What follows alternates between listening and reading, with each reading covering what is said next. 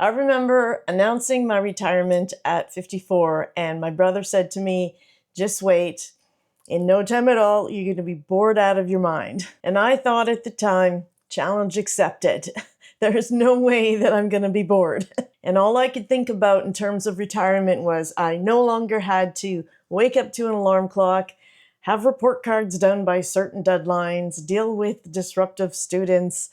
All I could think about was the freedom that I knew this retirement was going to bring me. What I didn't think about or even know at the time is that there's definite phases that we go through as retirees. And as many retirees out there, all I did in terms of prep for my retirement was think about the financial aspect. Did I have enough? But I have since learned that those phases do exist and that I have very much been following these phases without even knowing it, and that one of these phases is called the honeymoon phase. But what does that actually mean? What is this honeymoon phase when it comes to retirement? How long does it last? And most importantly, what happens when it's over? I was even asked about this topic by subscribers. So today, we're going to dig into the research, break down what you need to know, and give you some practical strategies in how to navigate this transition successfully. Hi, my name is Lisa, and welcome to my channel. This is where I talk about starting over, whether it be from divorce, retirement, empty nesting, and what we can do in order to make these transitions in our lives better. So first, let's talk about what the stages of retirement are. Well, they were identified by a gerontologist named Robert Ashley back in the 1970s. I put together this little chart here to make it easier for us. Yeah, you can take the teacher out of the classroom.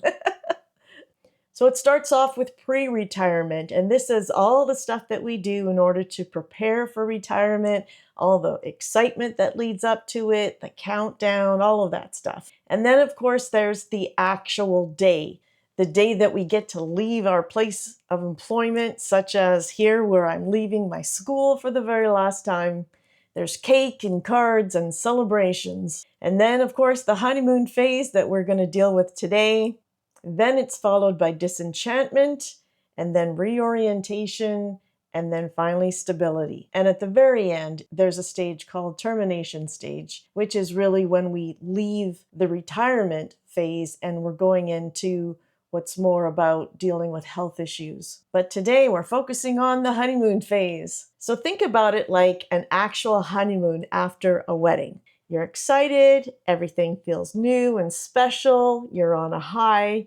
That's exactly what happens for many people after they retire. And to me, it is actually just like a wedding. We spend way too much time focusing on the day, and we don't spend enough time thinking about preparation for the marriage that follows that wonderful day. So here are the 5 characteristics that you need to know about the honeymoon phase of our retirement. First, it's that period of euphoria and liberation. No more alarm clocks, no more meetings, deadlines, workplace politics. You are free. No more asking permission for vacation days or sick days. No more Sunday dread. Every day is Saturday. That feeling of liberation is absolutely real, and it can be pretty intoxicating. I remember sitting on the back porch of early September, drinking my morning coffee and hearing the school bell go off at a nearby school and just giggling. I can't believe I don't have to respond to that bell. I was so happy. And in fact, a group of teachers in my old school district, what they do is get together on that very first day of school, and instead of having to go to work, they go for brunch. And they call it the hell with the bell. So speaking of getting together, that's exactly what happens a lot in that early stage, that honeymoon stage. Activity levels spike dramatically. This is where we're going to get everything done. We go on all those travels. My first couple of years, I moved to Vancouver Island because I said I want to live beside an ocean at some point in my life. So that's exactly what I did. I traveled to over 10 countries. We spend a lot of our time having that to-do list where we're got a ton of books that we're going to read. We've got clean up around the yard. We've got friends we got to go hang out with. So our social calendars fill up quite fast in those early days. There's even jokes going around that some retirees say, with all this going on, how did I ever have time for work? But here's another aspect, because our third point is that sometimes all that busyness is masking that underlying need. Because when we are constantly on the go, we don't have time to sit and really think about those deep questions, such as, who am I now without my career? For someone to say, what do you do? And I could say, I'm a teacher, but now I have to say, I'm a retiree. I find that they ask me, well, what did you do before that? So within our society, they're still attaching our identity to what we do. And in retirement, having that mind shift can be a little bit of an obstacle. And when we're so busy enjoying our newfound freedom, we don't have time to think about those kinds of things. Like, what really gives my life meaning now? The fourth characteristic of the honeymoon phase is that it tends to be fueled by novelty. Like, I get to do these new things that I've always wanted to do and never had time for. But here's the thing about novelty. It wears off. And honestly, that's just human psychology. I think about the kids in summer vacation. They cannot wait to get out for summer vacation. And July is amazing. We have July and August off in Canada for school. And by mid-August, they're over it. They want to get back to school. They miss their friends. They miss the activities that school and that structure that school provides for them. And fifth, our financial resources play a big role when it comes to our honeymoon phase. People with better financial security, they tend to have longer, more elaborate honeymoon phases.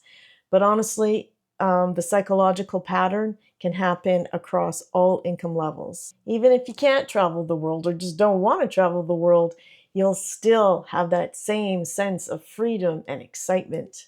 Okay, so here's the question everybody wants to know. How long does the honeymoon phase last? Well, based on the research that I've been doing, the honeymoon phase typically seems to last between 6 months and 2 years. And like I said, I was following this without even knowing it because my honeymoon phase definitely lasted 2 years. The research also says that most people tend to experience it for about 1 year. Although I have to say that in the comments, I saw somebody say, I'm on year 9 and I'm still in the honeymoon phase. I love that. I would wish that for everybody. So that's a pretty wide range, right? And I think it really depends on the individual and their circumstances, and the research backs this up as well. So there's several factors involved as to how long your honeymoon phase is going to last, or even if it happens at all, to be honest with you. So your financial situation really matters. If you have more resources, you might be able to sustain that higher level of activity longer, travel more, go on more golfing trips, things like that. Your health plays a huge role.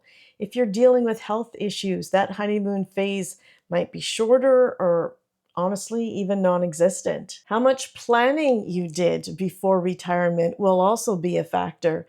People who retire with clear goals, clear plans, established hobbies, they often transition more smoothly and may not have as dramatic a honeymoon phase. And finally, whether your retirement was voluntarily done or involuntarily done makes a huge difference. If you retired because you wanted to, you're likely to have a more euphoric honeymoon. It's like, yes, I wanted this and it's a goal that I've reached.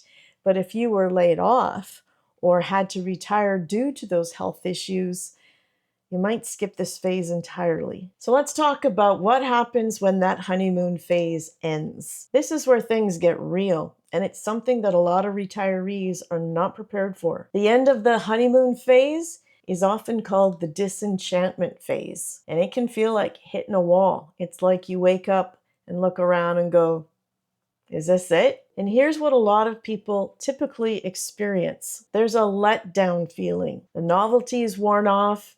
The travels they did were amazing, but they're over. The projects around the house have been completed, and you're looking around and saying, what's next? Many people experience a loss of purpose and identity, and this is a big one. You know, for like 30, 40 years, your career is a huge part of who you were. When someone asked you, hey, what do? You had an answer.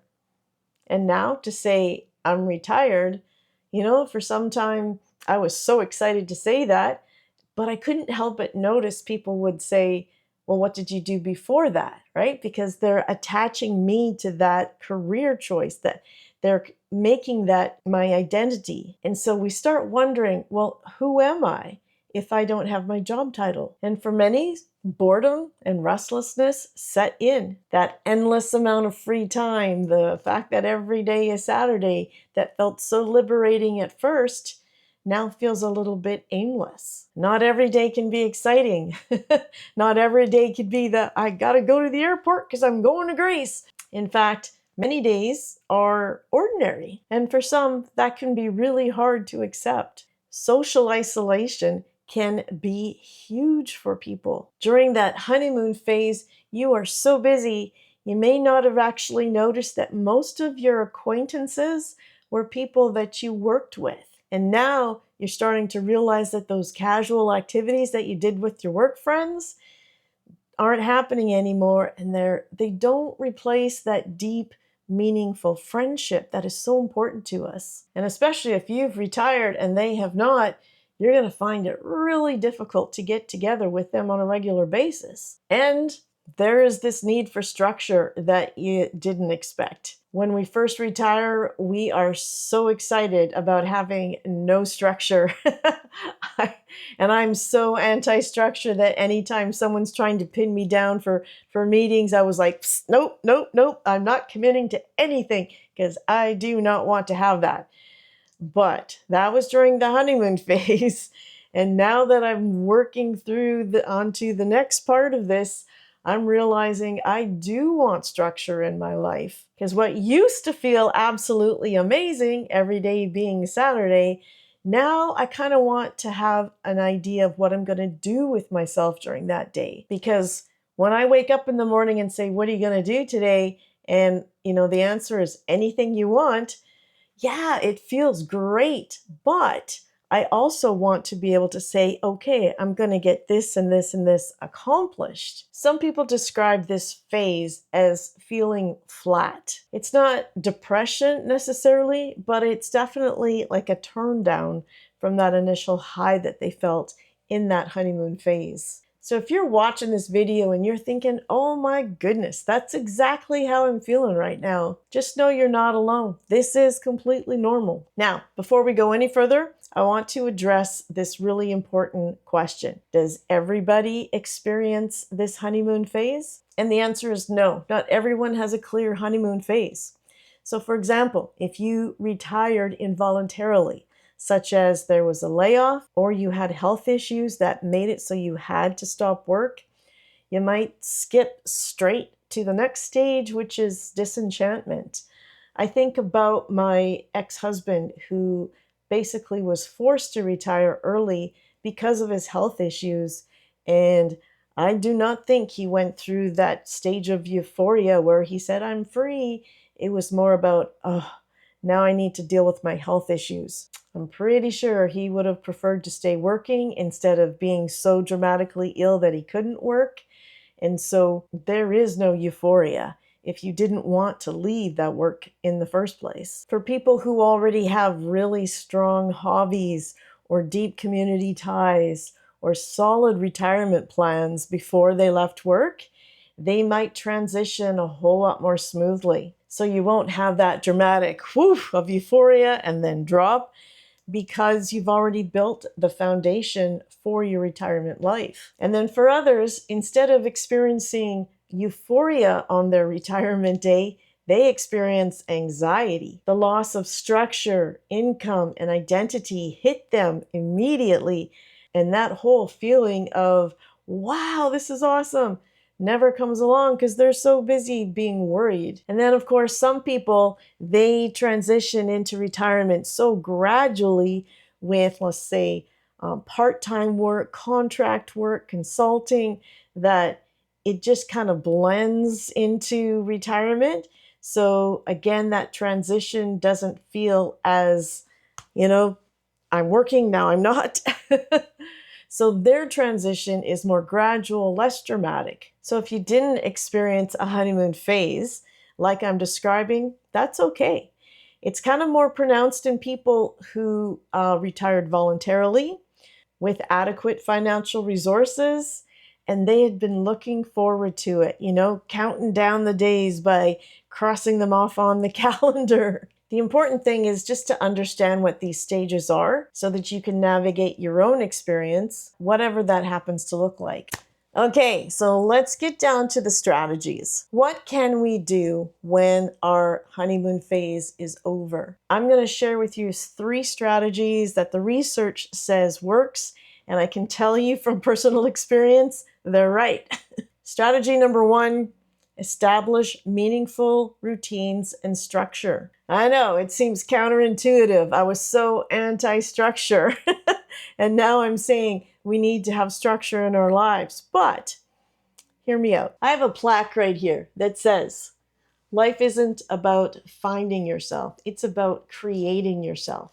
And this is where I really see our freedom coming into play here. Because I don't see retirement as the freedom from work as much as I see it as the freedom to choose what I want to do. So if you want to go back and work part-time as a consult, as a substitute teacher, yay, all the power to you. But here's the thing, is you have the choice to do that. And to me, that's what the freedom is all about. So take that into consideration when I talk about creating a structure for yourself.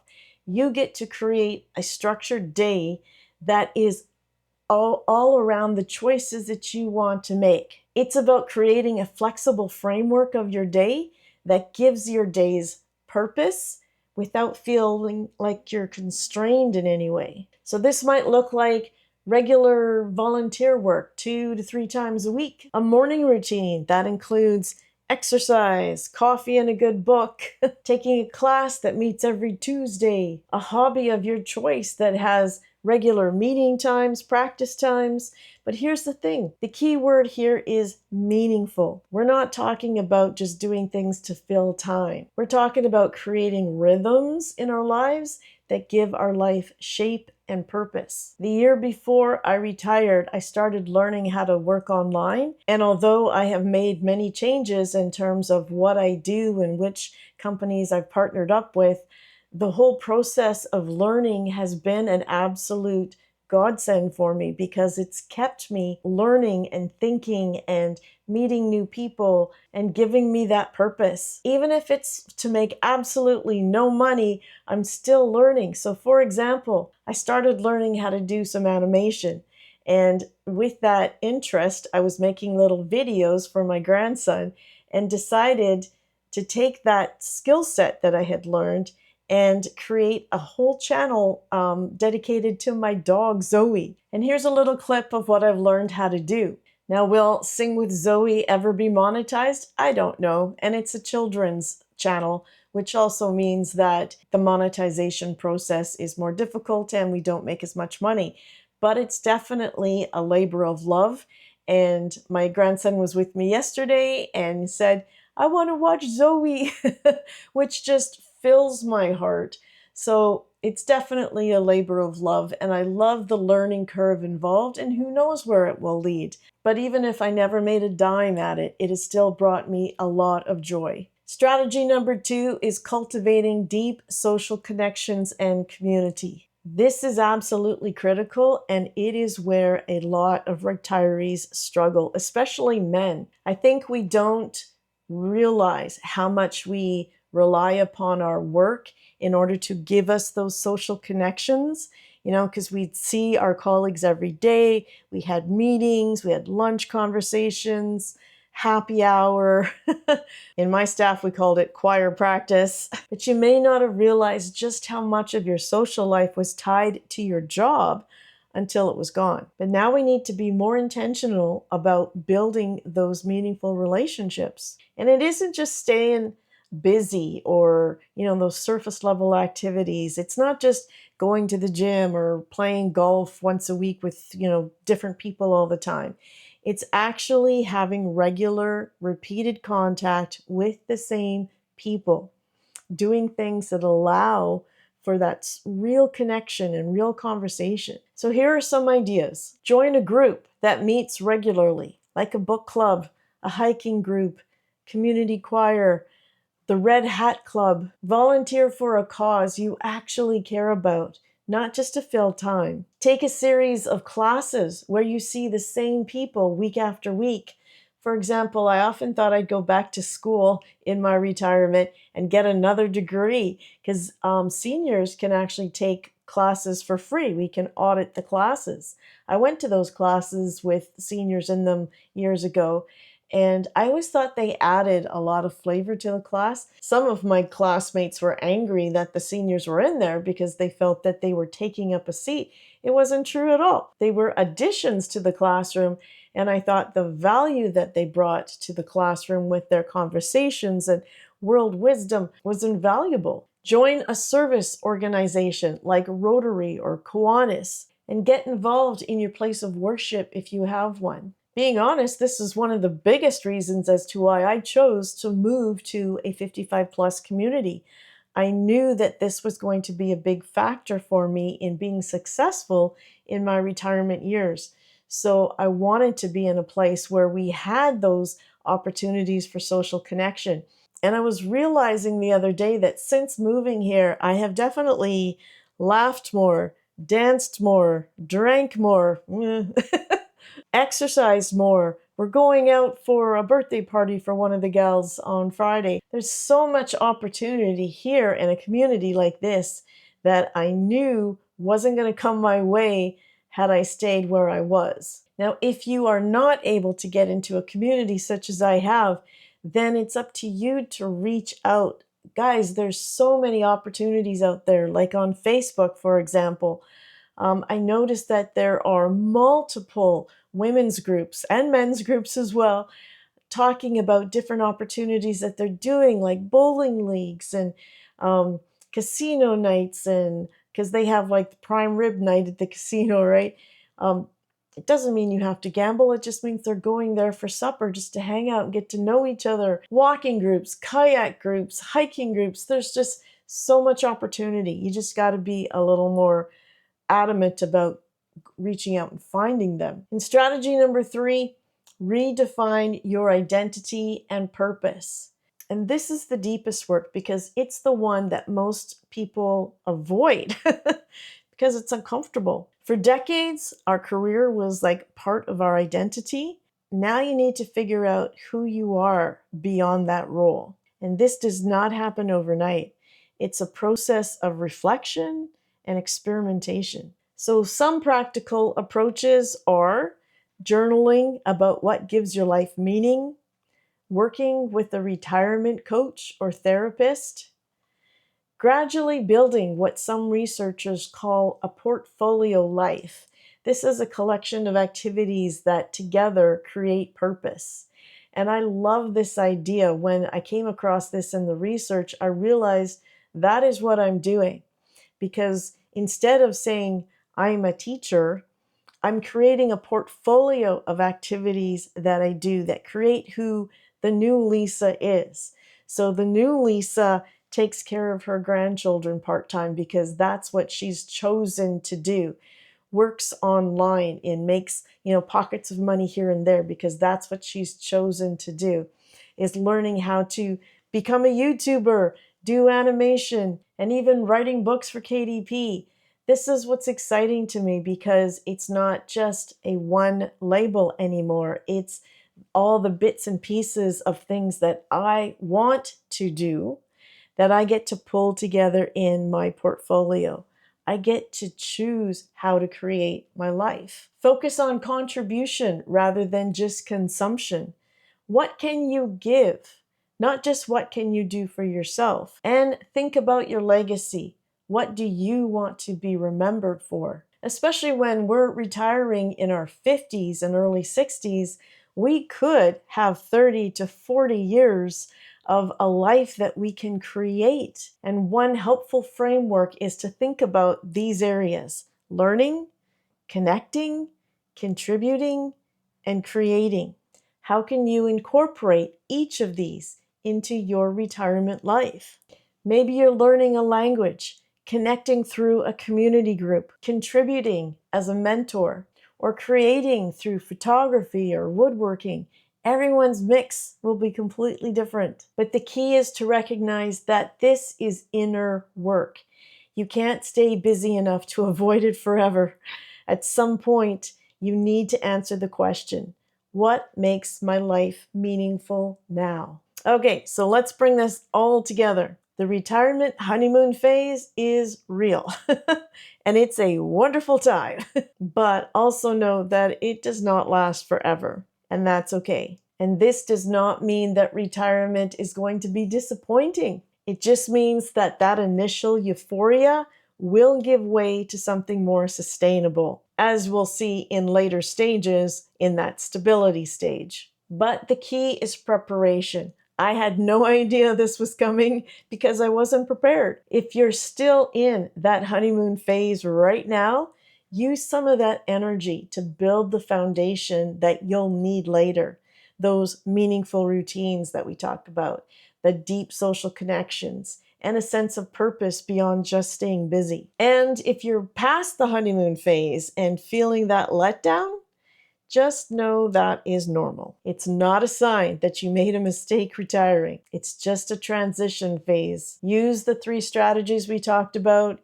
Give yourself some grace as you figure out what this next chapter is going to look like. And know that the beauty of it is that you get to decide what it's going to look like. So remember, retirement isn't a destination. It's not about reaching some perfect state and staying there.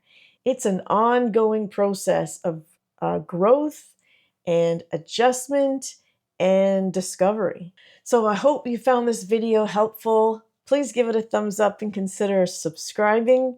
And I'd love to hear from you in the comments. Are you in the honeymoon phase right now? Have you moved past it? What's your experience been like so far?